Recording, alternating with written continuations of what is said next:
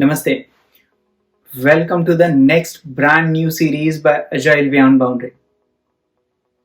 Agile has transformed the way we work today. Understanding just frameworks and knowing the information about them is just not enough, but knowing the core purpose and values behind the Agile is much more important to have right mindset. That's the reason we are bringing this brand new series, The Journey of Being Agile. Understanding Agile will not start unless and until we understand the waterfall at its core. So, welcome to the first episode of this series, Fall of the Waterfall. Let's start with a small story to understand this in detail at its core. ABC is a retail chain of the stores. Andrew is the product manager and it was 2019. In the March, Andrew observed consistent declining profitability of its firm for last 3 years. He went to the top management and presented the detailed report in front of them. Top management simply approved a small budget to bring in external consultant to advise on it. Andrew hired XYZ consultant. They came on board and they analyzed everything in detail. It was April 2019 and external consultant presented their report saying that because it's a manual effort at a checkout, it's better to implement a software that will bring the checkout time from 8 minutes to just 90 seconds. It was fantastic product. Andrew went back to the top management, represented again the products and everything, and they decided to build this brand new product. Top management approved £50,000 as a budget, and it was month of May 2019 when they issued functional requirement documents and business requirement documents from external consultants to Andrew. Andrew reviewed them and they went into formal contract with the external consultant. Finally, in month of July 2017, external consultants started building the product and they got approval signed off for BRDs and FRDs. For next 6 months, they kept building the product. In the month of December 2019, they presented this product in front of the top management of ABC. Top management really liked it and they signed off for the release or the production deployment of the product. In January 2020, Andrew and his team was really happy to take the product into the testing phase. In February end 2020, testing phase was completely fine and they gave green signal for the production deployment. Everything till this time was completely going fine. In March 2020, at the time of the deployment of the product in production, COVID hit and government implemented strict lockdown, closing all the shops all across UK. Their product launch was actually successful. They followed the plan and everything went well, but their end product was not at all usable. The reason is for the next 2 years, they were having tremendous issues because of the external factors.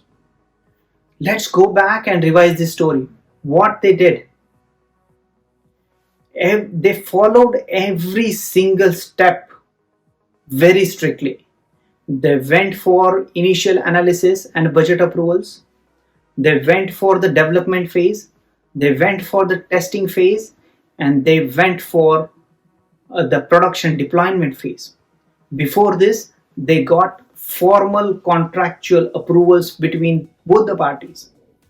On top of that, They also kept very comprehensive document, and they spent approximately 1.5 months in very specific documentations. So this process where next step is dependent on the previous step, it looks like a waterfall, and that's the reason this process is called waterfall. Most of us know it. Also, on top of it, I think if you observe it closely, both the parties or all the stakeholders kept more emphasis on following the process and sticking to the plan that they have defined. They did not change the plan at any point of time.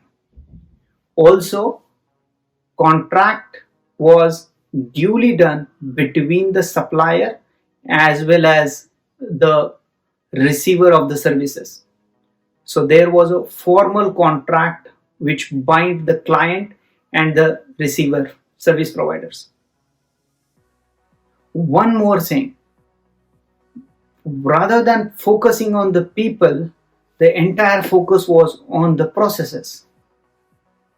These are this approximately took most of their time rather than getting the actual value of the product. Also, if you observe what happened at the last stage when they wanted to deploy the product in the hands of end users, at that time external factors or government regulations got changed, and they didn't have enough time because of this rigid process they followed to respond to that change. So most of the characteristics of this waterfall method is your external factors and internal factors, if they are going to change or if they are dynamic, at that time waterfall method is not the right way to follow. But does it mean all the time waterfall is bad and it is delivering no results at all? No. Waterfall is actually good. Some of the industries waterfall method makes really sense. For example, if I have to build my own house, preferably I will understand whether I have enough budget in my hand or not. I will go to the architect designer and get the design done for my house. If I like it, then I will go to the structural engineer, then get the detailed design of the steel design and everything done for my house. Then I again review the plan of how much time it is going to take, and then I will start building the house. Once the entire house is completed, I will review again with the engineers, and then I will go for further decision on how I can go and live there. So construction industry is one of the major area where waterfall is still making sense.